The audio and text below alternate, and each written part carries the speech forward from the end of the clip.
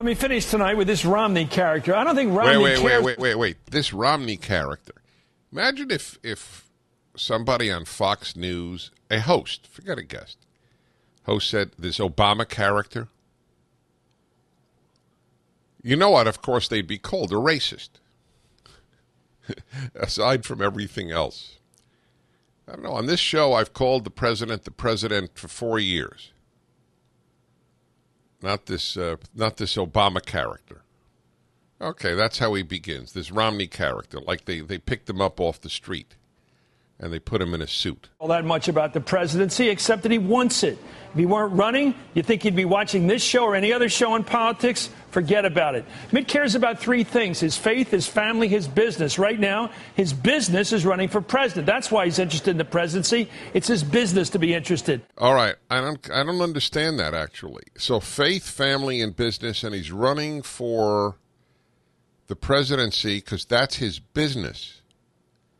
I don't understand what that means. By business, I assumed his business endeavors, his financial interests. Is it his financial interest to run for president? No. So then what does it mean it's his business? So, in other words, only Barack Obama wishes to run for the sake of contributing something to America. It's not possible a Republican might do that. See, it's always an attack on our motives. Not only are we wrong, we're bad. So that's his business, running for president. Wow. Faith, family, and business. And so why is he running for president? That's his business. Listen to him answer questions. If the interviewer doesn't ask the most obvious thing, something that Mitt's briefers have been over and over with him, he seems stunned. He doesn't really have when? I have found him particularly eloquent in the debates, where far harder than any interviewer were the fellow Republicans debating him. I found him actually quite fast. Quite aware of what he stood for. I don't know what he's talking about. Well, what did he just say? If he's not prepared, that he's not prepared, he doesn't give an answer? It's not true. It's just not true. It's a made-up charge. He doesn't have an answer. When Why? has he seemed stunned? I ask you, my listeners, whatever your politics, when has Mitt Romney seemed stunned by a question? If anybody seems stunned, it's the hemming and hawing president when asked anything challenging at a press conference and not having the teleprompters to speak from. Stunned. He doesn't have an answer. Why? Because he never thought of that one. Fact is, he hasn't thought about many things outside his zone of interest, which again includes his faith, his family, his business. He hasn't thought about health care. And he's not even honest, Chris Matthews, to his own side, who loved him when they loved Romney Care in Massachusetts. So when they agree with him, he is given a great deal of thought to an issue. When they differ with him, he is given no thought to an issue. So they never. This is typical. I document this in my book, Still the Best Hope, on the part on leftism. This is classic leftism at work, where you make charges without substance. You demonize, you trivialize, you humiliate. He has not thought about anything other than faith, family, and business. He didn't think about being governor of Massachusetts while governor. All he thought about was faith, family, and business. The man was I say governor of Massachusetts or California? I said Massachusetts, yeah. Was that all he thought? He didn't think of it? But remember, when they agree with him, he's a deep thinker. Hey, Romney Care, that's the basis of Obamacare. The man was a thinker. Now he's not a thinker. This is the most dangerous thing about this guy. Since he doesn't have a foreign policy, he buys the foreign policies of the powers that be. So he sings the song of his neocon so-called advisors. What they really are, of course, are people who advocate a point of view, the need for a new war with each new Republican president. All right. So this is a fact. There's need for a new war. In other words, there are no moral bases or American interest bases in wars. They need one. And why do neocons need one? I love this neocon. They're still using the term. The term went out about 25 years ago. Neoconservatives. In other words, they're not real conservatives. I see. So now let's analyze for a moment. So George Bush Sr. went to war to liberate Kuwait. I presume that Chris Matthews thought it was proper to let Kuwait be annexed by Saddam Hussein. There are only how many wars can we think of here that Republicans initiated?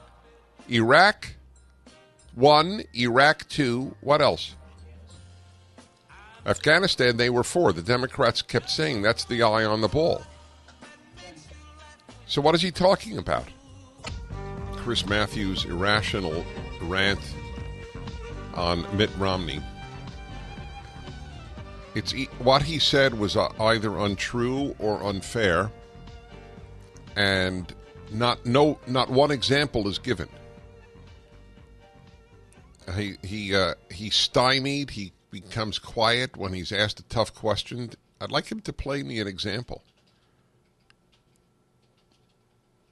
It's just remarkable.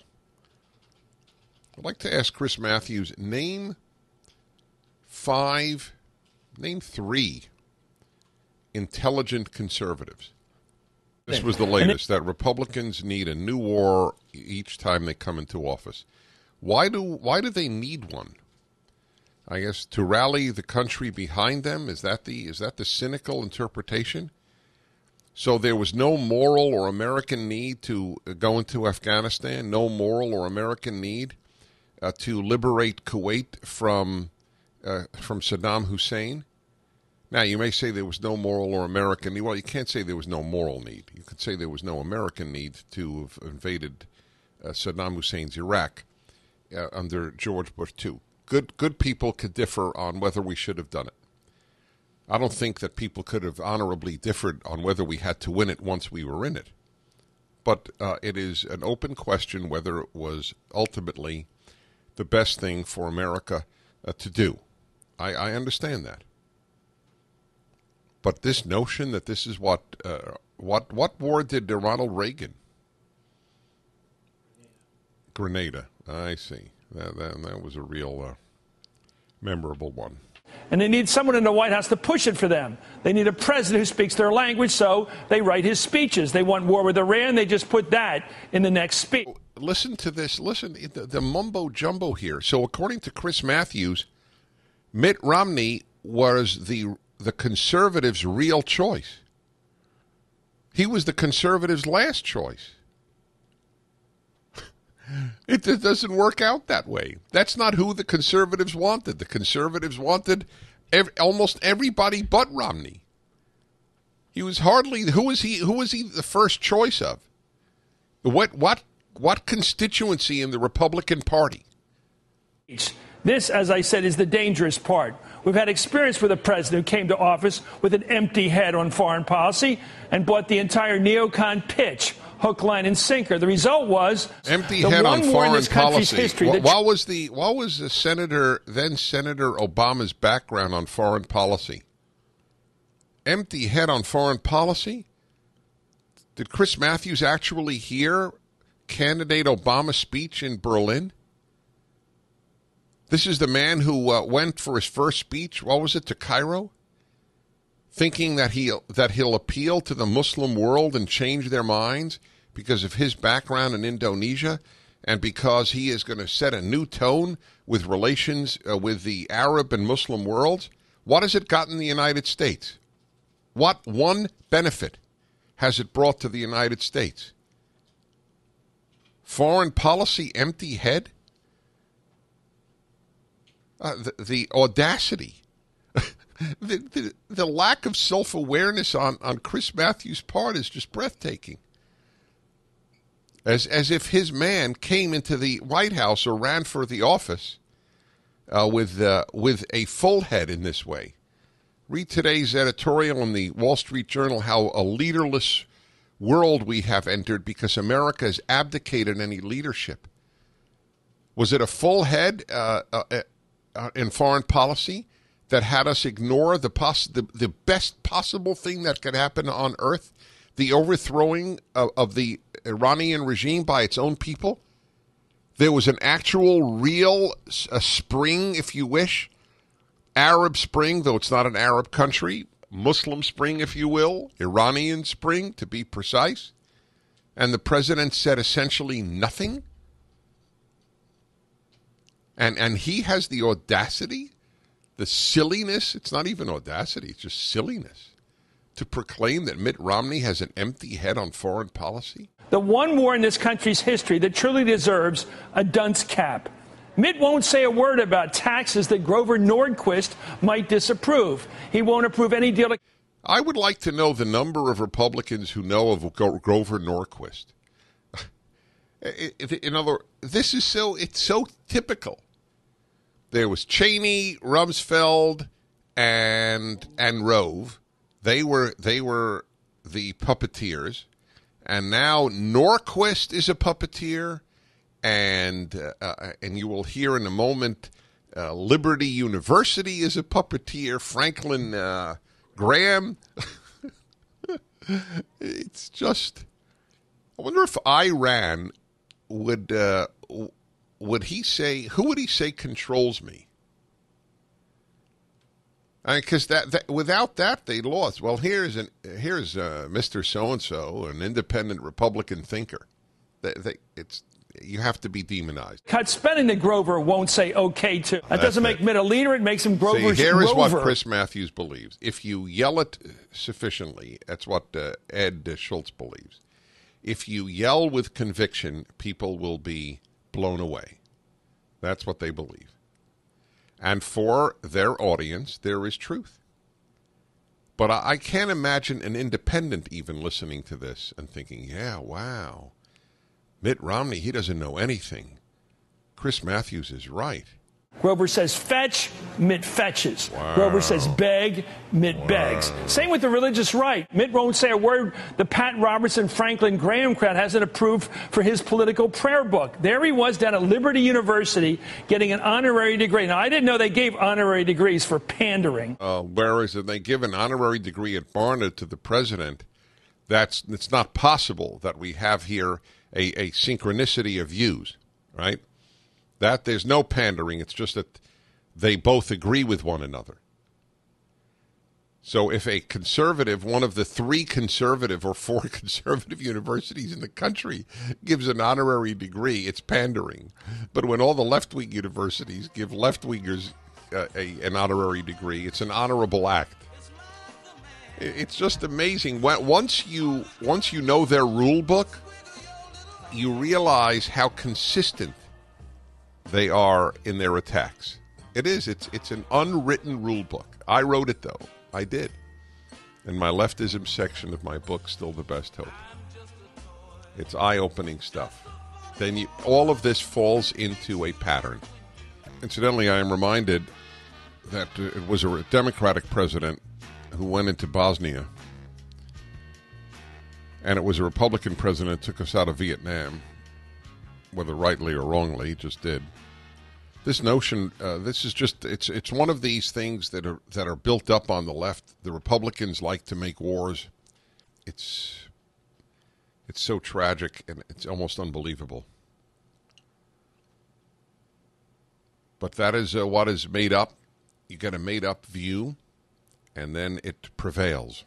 The scariest thing about Mitt Romney is that he really is open for bids. He's sold his soul to every right-wing faction that's out there. The neocons of farm See, sold his soul. Again, none of us have actual sincere beliefs.